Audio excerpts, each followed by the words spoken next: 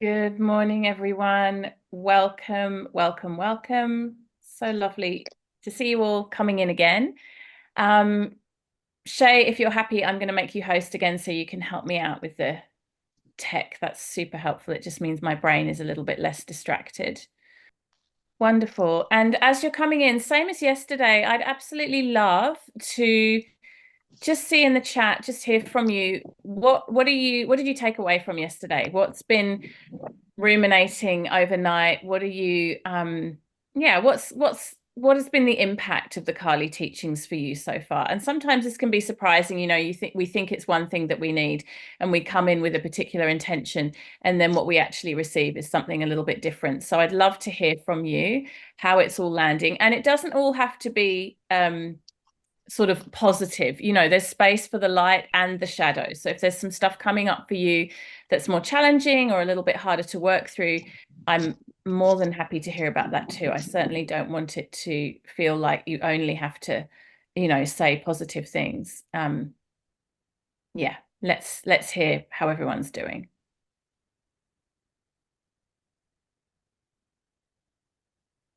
And Shay's just letting a few more people in. We've got a couple of you off mute, so I'd be super grateful if we can get those people muted just so that we don't have background noise. Jess is saying that she loves the Earth My Body song on the playlist. Yeah. And I'm going to talk about another one of the songs on the playlist today as well.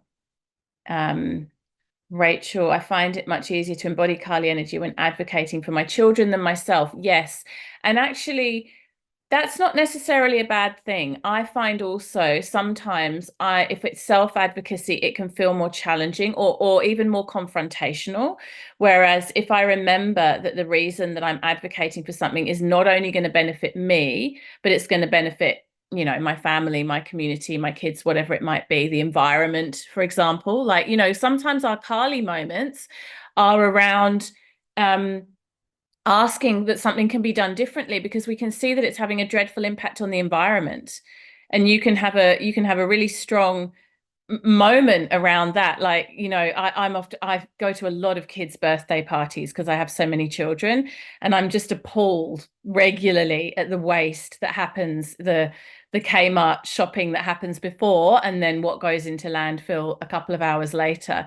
And I used to just not say anything, and these days I don't, not in a sort of mean or unfriendly way, but I do speak about it now because it's actually advocating for the environment. We're advocating for something more important than ourselves. So that can really be helpful.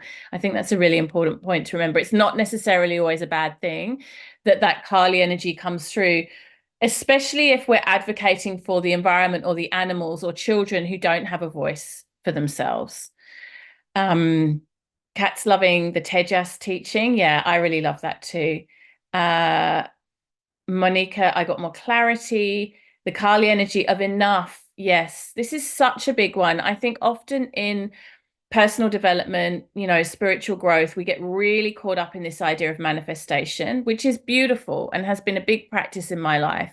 But the always wanting more, and not necessarily material things, but just always wanting to be growing and expanding and doing better. And that in itself comes with an energy that's a bit has some grasping in it. So just sitting in that space of I already have enough, I already am enough, I'm already healed. So beautiful.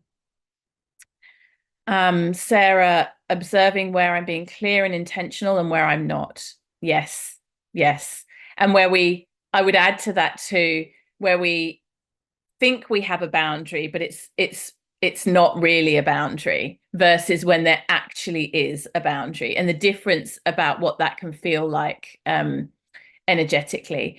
Anna, the playlist is on the landing page where the recordings are. So if you go to that page, which is in all the emails we're sending out, where the recordings are, you'll find the playlist there. Oh, Monica had a Kali dream.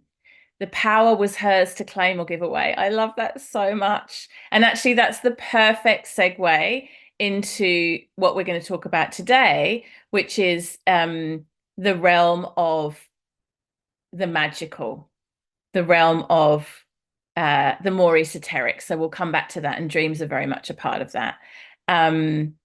Chaitanya did her list of gratitude, feeling really grounded. Claire, loving the energy of no, discernment, inner and outer. Yeah. And that no can be external and it can also be internal. Absolutely. Beth's feeling exhausted, lots of ancestral things going on. Yeah. Yeah. And so, yeah, just sitting with that and being in space to allow that to move through. Like I said, there is space for the shadow and the light, which is also something we'll talk about today.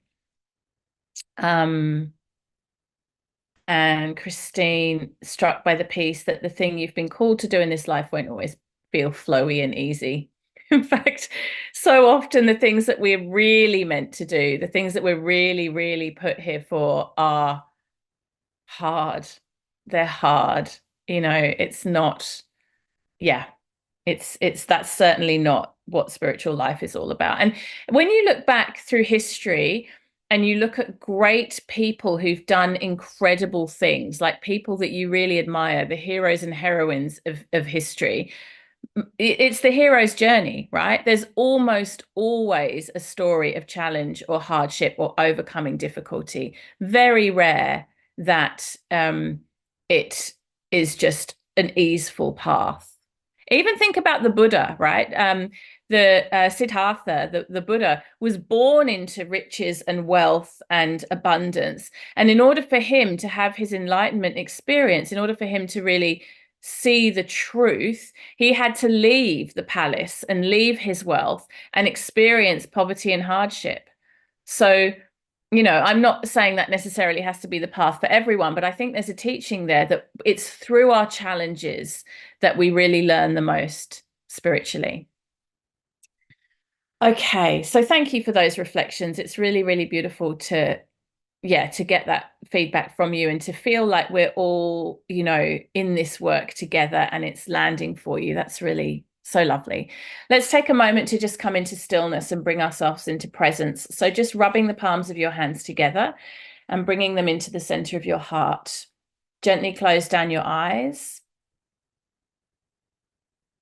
Take a few deep breaths. Becoming grounded and steady. Guru Brahma, Guru Vishnu, Guru Deva Maheshvara, Guru Sakshat Param Brahma Tasmai Shri Guruve Namaha. I bow down in reverence to all my teachers, that teacher which is this life I have been given and continue to lead, that teacher which is all hardship and difficulty on my path, that teacher who is nearby, and that teacher who is beyond all this, loving and supreme. Acknowledging the traditional custodians of the land on which we sit. For me, that's the Gadigal people of the Eora Nation. Acknowledging all the teachers that come before us, particularly in the lineage of Bhakti Yoga. And acknowledging the wisdom keepers from our own individual culture and ancestry.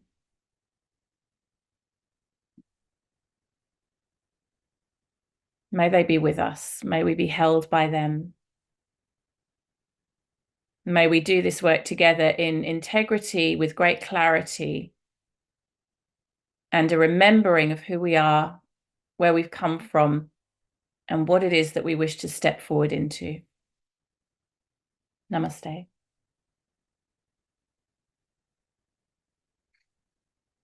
So some of you might know that I once a year or so teach a training about the Yoga Sutras, Patanjali's Yoga Sutras. And the Yoga Sutras are a text that was written about 2000 years ago in India by a great saint, a sage, Patanjali, who was really the master of modern yoga, we could say.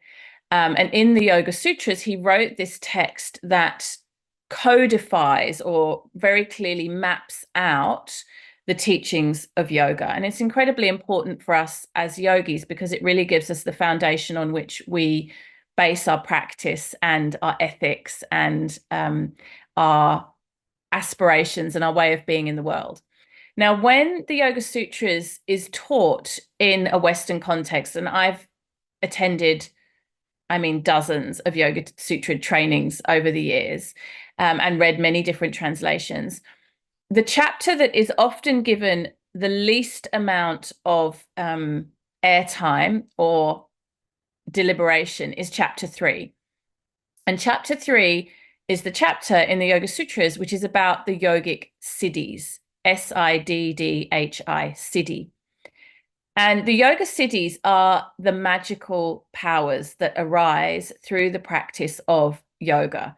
And I think that the reason that they're often disregarded for a Western audience is because it's not part of our culture to believe in magic, right? Like, we're cynical, and we come very much from a scientific paradigm. The way that most of us have been taught through our education system is about proof, right? All of science is about having a hypothesis, proving whether that hypothesis is correct, and then demonstrating fact, right? And I'm certainly not saying there's no place for that. Like, there absolutely is that masculine linear trajectory of, you know, a mapping out of the way that something works, and a certainty about outcome is really important. Like, if I have a headache and I take a Panadol, I pretty much know my headache's going to go away. And that's because the way that Panadol has been created is through this mapping of science, right? I mean, I have no idea how, but there's a methodology that's been followed. It's necessary, and it helps us with many, many things. If I'm hungry and I eat, I know I'm not going to be hungry anymore. It's really important.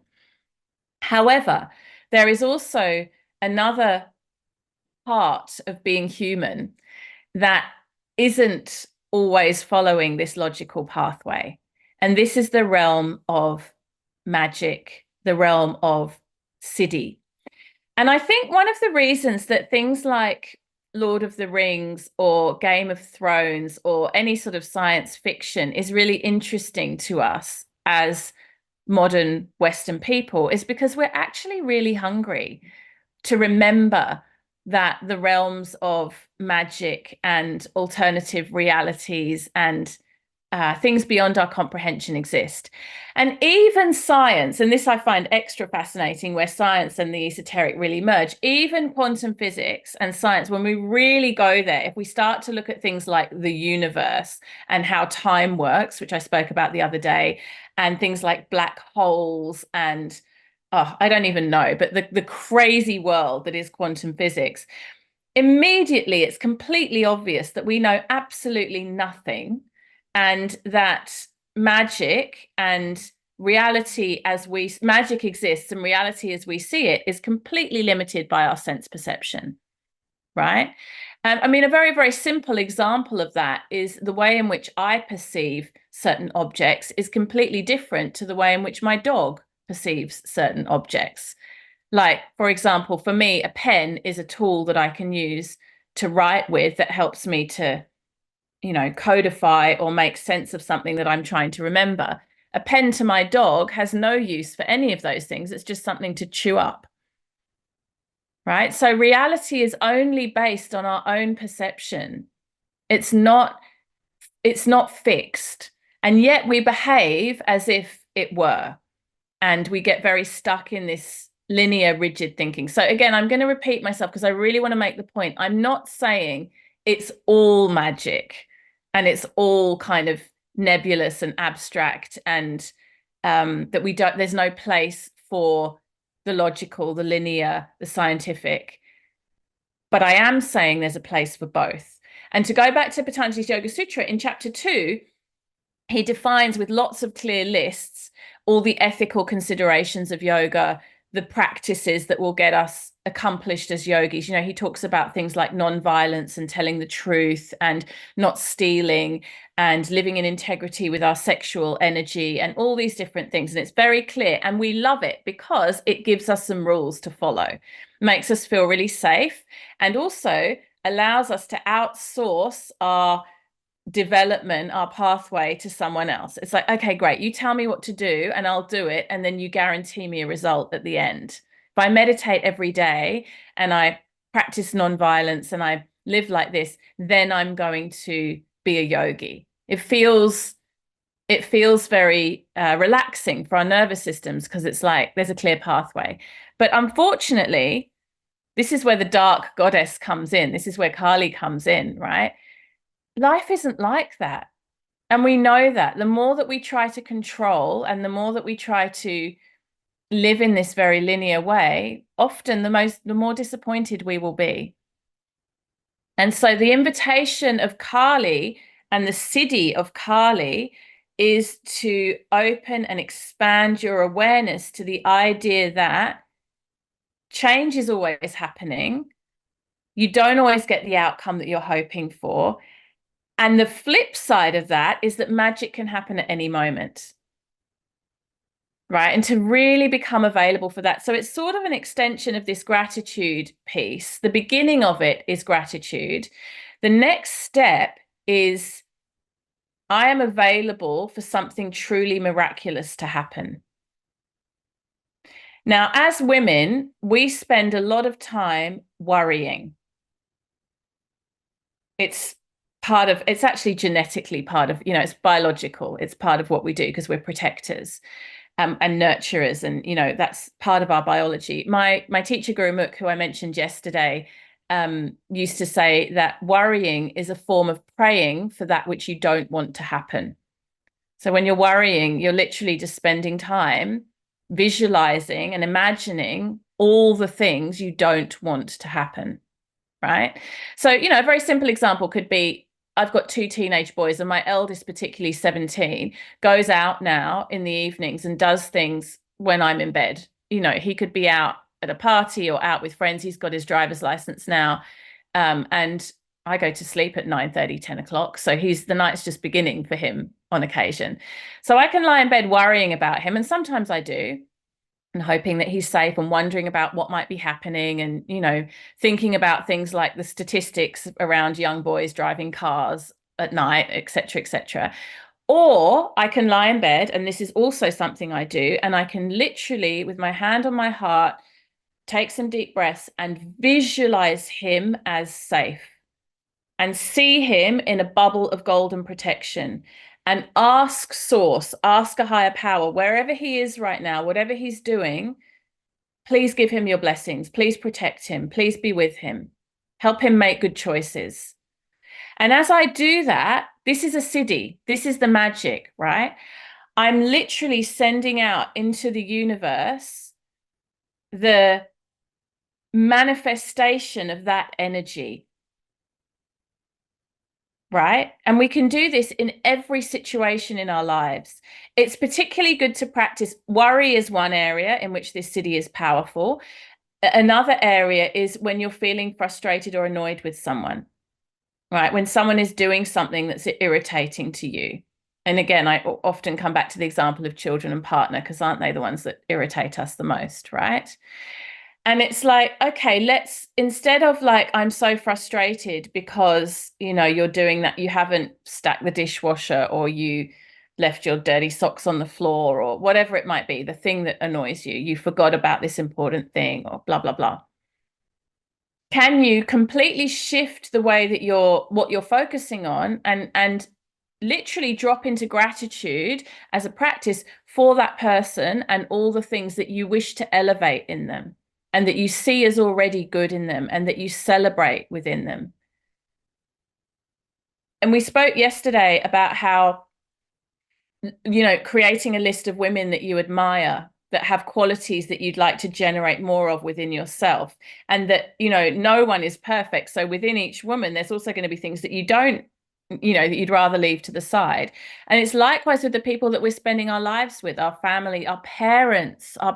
How easy is it to spend time thinking about all the things our parents have done wrong and all the things we don't like about them? I'm in such an interesting place at the moment in my relationship with my father. We were estranged for a very long time, and I did not have a good time with my dad as a child. Like, he was a very difficult parent. And he's come back into my life. And because we've been apart for such a long time, he's a completely different person. And I feel very fortunate that he's changed for the better. He's come back into my life as a very humble and completely different man to the man he was when I was younger, like really gone through a journey of transformation. And it's so interesting for me to go through this process of noticing that he has all these qualities that I didn't really see in him before because I was so busy being upset and repelled by his negative qualities. Now, we have to be really careful, and my father's a good example of this, that this doesn't mean that we accept abusive behavior. So I want to be really clear about that. This does not mean, oh, everything's okay, I'm just going to look for the light. That's not the thing. Sometimes we're in a situation with someone who truly is abusive and truly is toxic, and then we need to remove ourselves from that situation. And that's Kali energy too, right? But if it's just, I'm frustrated because you left your socks on the floor, or I'm frustrated because you forgot this thing, or I'm frustrated about this particular aspect of your personality. Like, I'm a person that likes to do things really quickly and you're being really slow. Or I'm a person that cares about what things look like and you're being really slapdash, or whatever it might be. Can we instead change the channel in our own thinking and choose to focus on, it's enough. This person is enough. This relationship is enough. Where we're at right now is enough.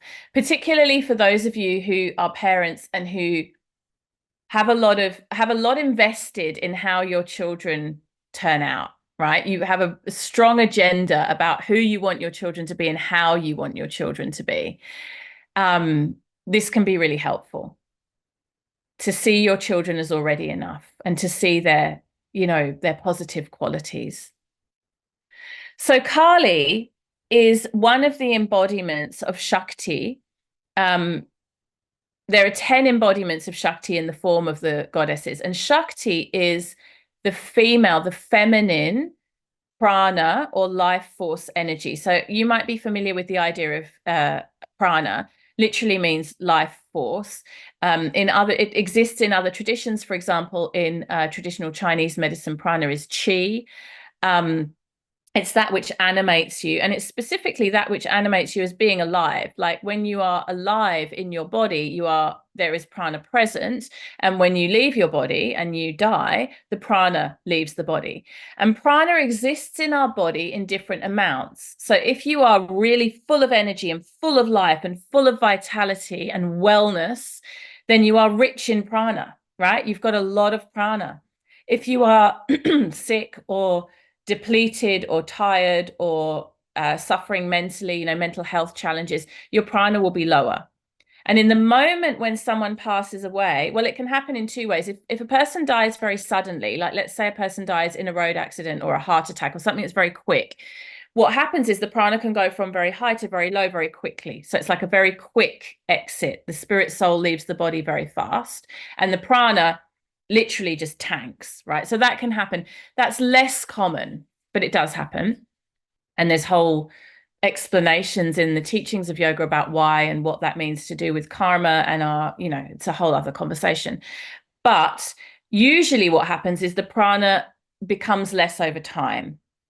So if we have the blessing of living to old age and then we die, over a period of time, slowly the prana depletes. And if you've ever been around someone who's dying, quite often what will happen in the last few days of life is the prana really ebbs and flows quite a lot. So they might have long periods of time where they're not really conscious, they're not really verbal, they're not really aware, but then they suddenly get these spikes of prana where they become quite lucid and able to communicate and aware and alert. And some beautiful exchanges can happen in that time if the context is right. And then they drop back into very low prana. And in the last moment, it says in the scriptures, the last thing that we all do in this lifetime is exhale. And that final exhale is the prana finally leaving the body. So in reference to Kali and the goddess, within the idea of prana, there are different types or different manifestations, we could say, of prana. And the prana of the goddess, the siddhi, the magical power of the goddess is Shakti prana. Shakti literally means the pranic energy of the goddess. in all her many manifestations. And then even within that, we have different types of Shakti prana, right? So we've spoken about this in the previous sessions. There's Shakti prana that is, for example, very much about being gentle and nurturing and benevolent and mothering, right? That's more the Lakshmi type of energy. And then there's Shakti prana that is fierce and strong and the Kali energy, which we've spent so much time talking about. Very, very different manifestations of Shakti prana. So within the teachings, we have these 10 different embodiments of Shakti, and Kali is right up at the top of the list. She's number one. She's the first. She's the foundational piece. So in many ways, I should have taught Kali codes before I taught Lakshmi codes, but as I explained on day one, I wasn't ready. But if we were going to move in order, Kali comes first. Now, what is Kali's siddhi? She has two main siddhis. Her first siddhi, and we spoke about this yet, so magical powers. Her first siddhi is the ability to transform time, to manipulate time. This isn't a small thing. We're all burdened by time. We're all restricted by time. Imagine if we really, truly embodied the siddhi of being able to manipulate time. And imagine if you just decided that you had that capability. What an incredible thing. I'll tell you how this sometimes happens for me, and I'm going to be completely transparent with you now. Sometimes, because I do a lot of teaching on Zoom, and sometimes just before I'm about to teach a Zoom class, could be anything, could be inside Bhakti Club, could be something like this, any time that I'm showing up to share and to hold space for women, I'm hectic before I get on, right? Like I'm dealing with making sure kids are okay, things at home, like there's a lot going on, and I'm looking at the clock and I'm like, okay, 3 minutes, I got to be on, and I'm like making sure things are quiet and I've got my computer set up and what have you. I'm sure you can all relate, right? And then before I start the session, which I often, it's like I've got like a minute and I've just sat down, I have this opportunity, and I try to always start on time, of 1 minute, 2 minutes, 3 minutes, maybe if I'm lucky, to get myself in the right mental space to be able to hold space for others and show up in the way that I want and, articulate myself and all those things. So it would be really easy for me to look at the clock and just go, there's no time, quick, just turn the camera on, off we go and start, right? But I never do that because I want to show up in integrity. So I have a practice, a Kali time stretching practice, where in those moments, seconds, minutes, I really ask for the Shakti of, may I be present, may I be fully focused, may I feel ready, may I be in the right space. And in logical thinking, it's not enough time to do that. But with the blessings of Kali's Shakti, almost always I can come in not feeling frazzled and feeling focused and ready. Now, part of that is in doing preparation in advance. So I'm always prepared. I don't come in just winging it. That's a different thing. That's sloppy. So Kali's not going to help you if you're sloppy. That's just, you've got to, have your ducks in a row. But in those moments where you need clarity, another time, I believe, when Kali's energy is present with this time thing, is whenever there's a situation, like an emergency situation, where you have to think very quickly and act very fast. So, for example, if there's a child in danger, or there's like a situation where you have to make decisions very quickly that are very significant. That's where time slows down. I don't know if you've ever had those situations. Like I can think of an example right now where one of my kids fell in the swimming pool, for example. And it's like those moments where my little baby is in the pool and I'm like realizing what's happened, time slows down, right? And in those moments, the Shakti prana can also be with us. And for someone who is in a position to be like saving someone, and we've all heard these stories of, men and women having supersonic strength or doing incredible things, that's Kali's Shakti. That's the Shakti prana. That's the siddhi of Kali. So I'm giving examples that perhaps you can relate to, but I also want to invite you to go crazy and really imagine, what if this was like so much more than just these little examples that I'm giving? Like, what if we really had the ability to manipulate time in a way beyond our wildest dreams, to play with time as if it were a game or a dance, to not take it so seriously. I mean, as women, the process of aging is relevant in this conversation too, right? Like how we age, what we feel about aging, what we feel about getting to middle age or older years and looking at what we have remaining in our lives, how we feel about our bodies changing. All of these things are about our relationship to time. And if you tell yourself you don't have enough time, or you've wasted time, or time is dragging and you're stuck, all of those things become true if you keep repeating them enough. And then the flip side can be deciding to be really intentional about your time. And certainly for me, one of the siddhis of Kali, one of the great siddhis of Kali has been truly refusing to spend much of my time doing things that I really don't enjoy, that I dislike. You know, and that doesn't, and going back to yesterday, that doesn't mean I don't spend time doing things that are difficult or challenging, or, you know, not my favorite thing to be doing in that period of time. But the overall is like, I'm not going to waste my time. I'm not going to waste this, what Mary Oliver called the one precious lifetime that we have, investing energy into things that just aren't part of my dharma, that aren't part of what I want to show up for in this world. So that's Kali's first siddhi. Her second siddhi, which probably won't surprise you, is the siddhi of transformation or change through destruction. And I've left this till the last day because I didn't want to make the previous 2 days all about like blowing up your life, because you guys may not have even come back for day 2 and 3 had I brought this out earlier. But Kali mixes things up, you know. She doesn't mess about. Like, she is the energy that will take you out of the job that you hate, that's, you know, numbing your soul, or the abusive relationship. I mean, I'd have to say, particularly Kali, in many of the stories in the scriptures, a lot of her energy is about removing women from abusive or toxic relationships with men, or situations with men. It's about preserving the power of the feminine. It's about women in the center of their power, and women saying, no, enough. This stops with me. So for all of us women who are doing ancestral work, where we're looking back through our family lines and we're seeing patterns of abuse. I mean, one of the reasons I decided to stop drinking completely, alcohol, I never have had an alcohol problem. I've never been a heavy drinker, but I made the decision in the last few years that I don't drink at all, is because when I look back through my family line, it's abundant with alcoholism. Like 3 out of 4 of my grandparents died from alcohol-related disease.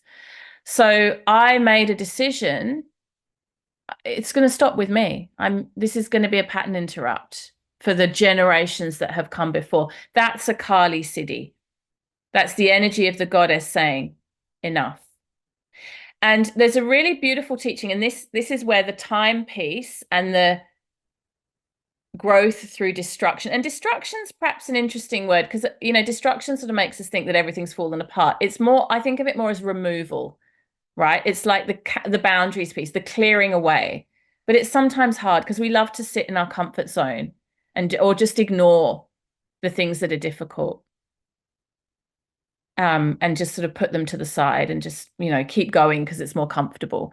You know, it could even just be a difficult conversation. This week I've been knowing I need to have a difficult conversation. I spoke about it in the first session. I still haven't done it. I'm just like, each morning I'm like, oh, okay, I need to do this thing. I need to have this conversation. And that's just kind of like, oh, I'll do it tomorrow. I'll do it later. Or maybe I don't need to do it at all, you know, but I do need to do it. But so like that, Kali's energy is no, now is the time. And you don't have time to waste, to hold in your body these things that these things you need to address. It could be a health thing. There might be something you're doing in your life that is not serving your health, and you know you need to address it, and just like it gets put off, it gets delayed, it just later. Kali comes in with her siddhi and she helps you circumnavigate the timing around that to do the things. So the time piece really helps us with the removal of that which is no longer serving us, and can sometimes really, Kali's energy is that which really accelerates the action. So you don't want to ask Kali for help. You don't want to pray to Kali or put Kali on your altar or engage with Kali. I forgot about it actually because I'm so busy talking. I've got my hibiscus tea today. So some of the ways that we can really, honor the goddess is beautiful, different ways, like with our altar or, Kali's flower is hibiscus. So I've been drinking hibiscus tea. I bought myself a beautiful ring that has a hibiscus flower on it that I've been wearing. Just these little cute reminders throughout the day of the energy that we're wanting to manifest. But anyway, you don't want to do that with Kali if you're not up for a bit of a radical mixing of things up. If you want to stay in your sweet comfort zone and just keep cruising along, or if you want to stay blinkered and you're in a dysfunctional situation and you just want to stay in it for a little while, which sometimes we do, sometimes we're not ready, Kali is not here for that. So if you're invoking Kali, and I'm gonna have faith in all of us that we are, because here we are, 46 Women Live, day 3, we're coming back for it. You're going to see some changes happening. There's going to be some difficult conversations. There's going to be some clearing away. So one of the things I would recommend you do, another beautiful practice that you can do to honor this magic of Kali, is actually do a big declutter in your life. So clean out your wardrobe, get rid of all the clothes that you don't like, that don't suit you, that are just taking up space.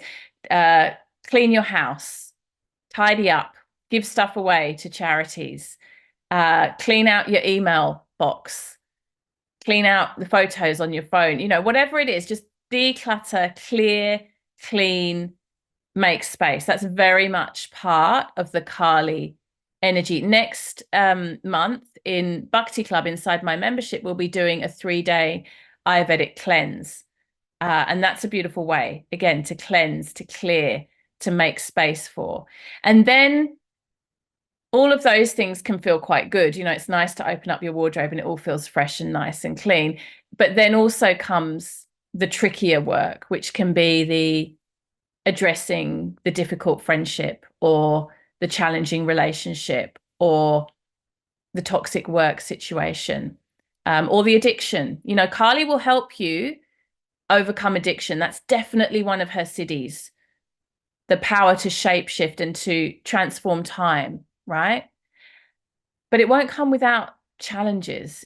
If you're embedded in an addiction of any kind, even if it's just an addiction to your mobile phone, which most of us have these days, there's going to be some fallout. It's not going to be sweet, and it might be. I mean, I don't want to jinx you all. It might be sweet and easy, but that's not the promise of her siddhi. Her siddhi is not peace and love and gentle and soft. Her siddhi is fire and sticking your tongue out and trampling on people and cutting off heads, execution.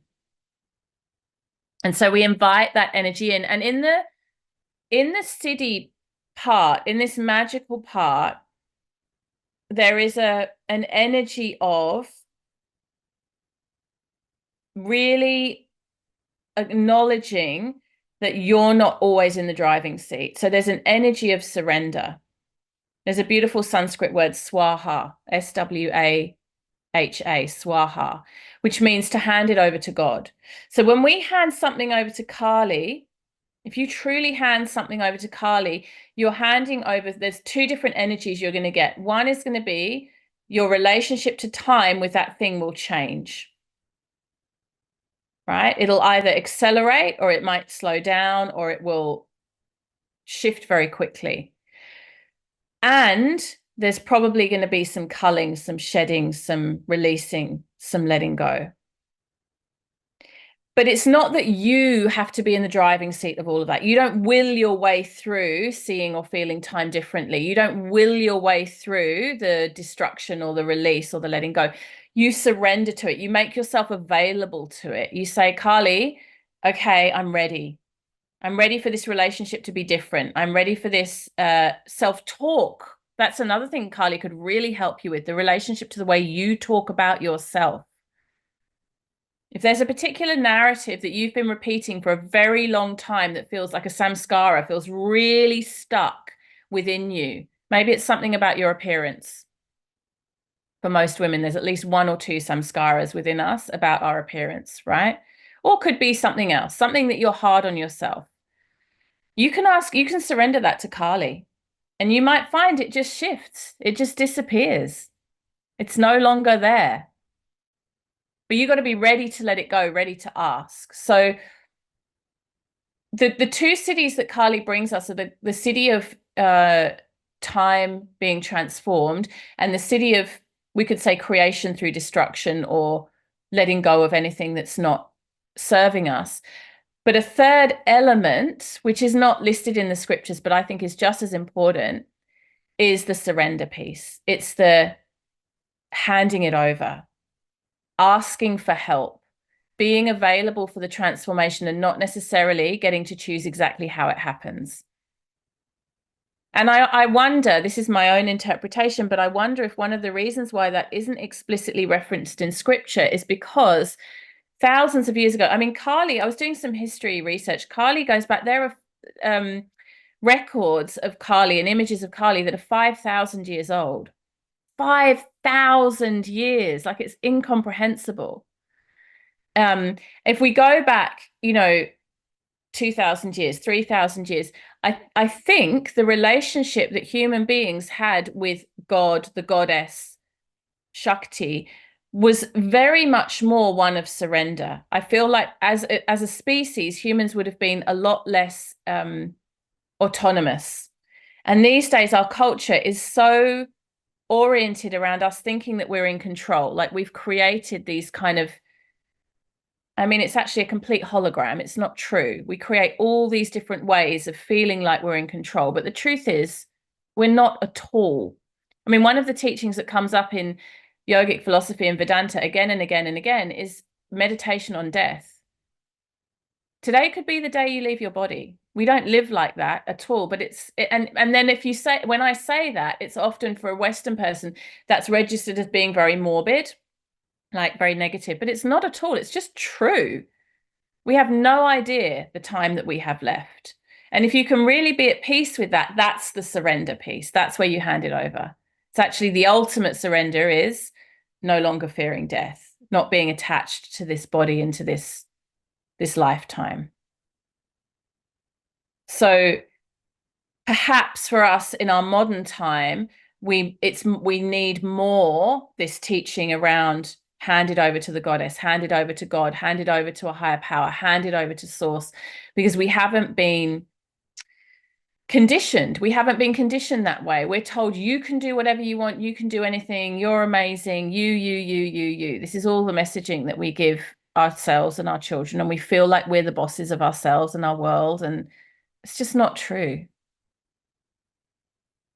So when we surrender to that, it's actually very, my personal experience of surrendering to that is really that it's very relaxing. Like it's a feeling of like, oh, I don't have to be in charge of everything. I don't have to be in control of everything. I can really soften into it. And if you're interested to hear a bit more about that, you can read my book, Trust Life, Trust Yourself, Find Peace, because that whole book, which came out at the beginning of this year, was really about this idea of surrendering to God and how that looks in my life, and how it's been of great comfort and support to me. Okay, I hope I've been able to somewhat clearly speak about this magical element of what Kali is. And I hope too that I've been able to do so in such a way that makes you feel excited and inspired and not too scared. Although Kali's energy is confronting, so it's definitely not, it's not just only easy. There's one final piece here, and then we'll open up to the chat and to any questions you might have. And that is in honoring yourself on the pathway. And this is another piece around time. So as we are constantly deepening in our self-awareness and expanding in our spiritual practice, one of the gifts of evolving is that we're able to look back on who we were in the past and see how far we've come, and also see moments where we slip back again, right? That can also happen as well. And so again, our relationship with time becomes quite interesting, because in reflecting back, perhaps even beyond, like I just spoke about our ancestors, but reflecting back into who we've been in the past, we have this opportunity to tap into the magic of our own evolution.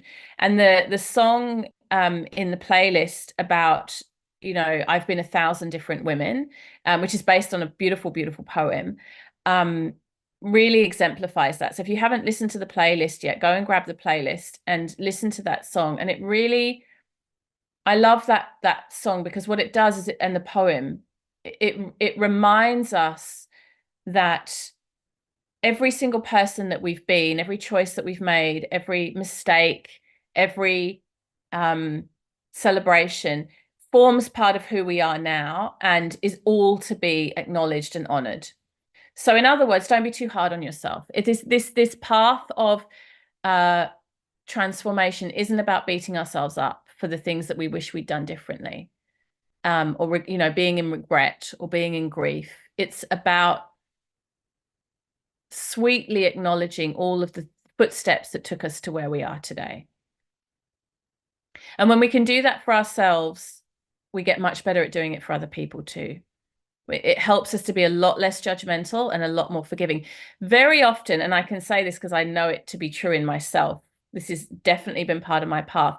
When we are controlling and judgmental and opinionated about where other people are at and what they're doing, it's usually because we're controlling and judgmental and opinionated about where we're at and what we're doing. And when we really, truly surrender into forgiving ourselves and being kind to ourselves, a lot of that judgment towards others it just drops away. It just drops away. Okay. Let's see. Does anyone have any questions? If you've got anything you'd like to share, feel free to unmute yourself. I'd love to hear from you. If you have a question, feel free to pop it in the chat. I'm just having a quick look through the chat. Oh, Shondell had the ultimate Kali experience of having a wisdom tooth removed. Yeah, that's when you're tending to physical things like that, that's like the energy of the goddess just clearing everything out. Yeah, cleansing and cleaning, clear.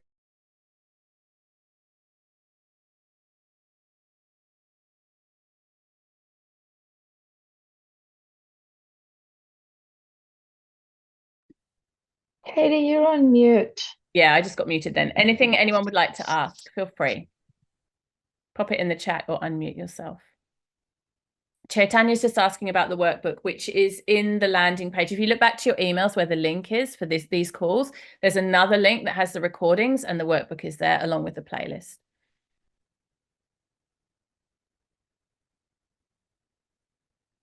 Any questions or comments? Oh, good question. The age of Kali. Yes. So this is Kali Yuga in Hindu belief, and I'm not an expert on this, so I'll tell you what I know, but it's certainly not my huge area of expertise. But the idea is in the Hindu teachings specifically, so it's sort of a little bit different to the yogic teachings. Like there's a crossover between the teachings of yoga and Hinduism, but they are two different things. Yoga is a philosophy and a lifestyle, and then Hinduism is a religion. And there's, some difference there, which is worth noting. But in Hinduism, there's this idea that we move through a literally like millennial cycles, like cycles that last for millenniums, of different energetic qualities. So the one that came before this one was very sattvic and sweet, which means the world was kind of like in a utopia state. This age that we're in now is the age of Kali. and it's the age of, well, it's the age of everything we've just talked about. And you know what's really interesting? It gets a bad rap in spiritual circles. Like if you're really into yoga like I am, and you know, in lots of groups, and you kind of nerd out on it, you'll often see, and this is a form of, in my opinion, the patriarchy coming through in spiritual circles. You'll often see people blaming the age of Kali for dysfunction. So, you know, for example, I mean, I'm making this up, but I'm sure it exists. You might be in a Facebook group of people who are, you know, into Hinduism and yoga and what have you, and they're talking about the dreadful political situation in America, particularly before Kamala got in. I mean, now I'm like a little bit more optimistic, but a few months ago it was like really dire, looking at what was going to happen with the election. And then someone will just make a flippant comment like, oh, it's because it's the age of Kali, you know, or they might talk about like why, you know, young people are so not interested in spirituality, or, you know, suffering from different addictions or all the problems in the world. Oh, it's because it's the age of Kali, right? And basically what they're doing is blaming the goddess, you know, because Kali, yes, we are in the age of Kali, and yes, there is a lot of destruction, but there's also a lot of regeneration, and there's a lot of strength and power and self-direction and autonomy and the ability to work with time in really interesting ways. So watch out for those people that say, oh, it's the age of Kali. It's often said as a sort of negative thing or a criticism. And the truth is, in the age of Kali, it's harder to live in a sattvic way. So sattva is in yogic philosophy, sattva means sweet, wholesome, light, nourishing. You know, it's what we really want to move towards. And Kali often doesn't take us there immediately. It's a winding path, because before we can get to that which is truly sweet, wholesome and nourishing, we have to clean out a whole bunch of toxicity first. And that's the age that we're in right now. Yeah, Christine said it perfectly. Destruction is the prelude to creation. That's exactly right. Kali is not a supreme god. I spoke about that a little bit yesterday. She is a deity. So she is a manifestation of the divine that gives us one particular energy or one particular feel. If that doesn't make too much sense, you can go back. I spoke about that a little bit more yesterday. I'm just looking to see other questions. Anything else about Kali? Is the Lakshmi Codes recordings available on my website? Yes, they are. And when am I going to release Lakshmi Codes? They're coming. So the answer is no. Sorry, they're not right now. But I'm going to be releasing later on this year a bundle of different teachings which will include Lakshmi Codes, and it won't be expensive. It'll be really low cost. So look out for that. You can't get it right now, but it will definitely, and I'll be sending out emails when that happens. So yeah, it will be coming. I will be making them available. And then Kirsty's asking about Bhakti Club, which is very kind to ask, and I will just speak briefly about that. So many of you here in Kali Codes are already inside Bhakti Club, which is so lovely. But for those of you who are not, there is an opportunity for you to continue being in this space with me and join my online membership, which is Bhakti Club. So Bhakti Club is $50 a month. It's a community of women very much like this. Usually our Bhakti Club sessions are a bit more interactive. Like these sessions have been a lot about me kind of, you know, having something I really wanted to share with you and downloading some information. Often the sessions inside Bhakti Club are a little bit more like conversational, and we focus on all kinds of different things. Like I said, next month we're going to be doing a 3-day cleanse. I have guest teachers that come in that do things like teaching yoga classes, like physical practices. We run through a range of different topics. So my idea with Bhakti Club is that we really cover a lot of different areas of our lives. It's not just about spiritual practice. We also look at things like finances and your work in the world and parenting and relationships, and because these are the things that take up our time and energy, right? Like our spiritual practice is one element, and often for women it's the element that's being left to the side because we're so busy and overwhelmed with all the other things. So I'm really interested in bringing the teachings of these spiritual practices into our daily lives, into our relationships, into our finances, into our relationship with work, etc., etc.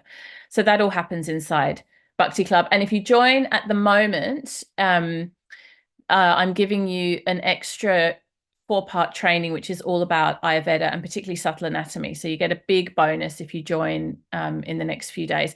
And for those of you who are already in Bhakti Club, just so you know, I'm about to send you out an email that will give you a very big discount on that training as well. So if you're already in the club, don't feel that you're missing out because you're about to get access to that training at a massively reduced price as well.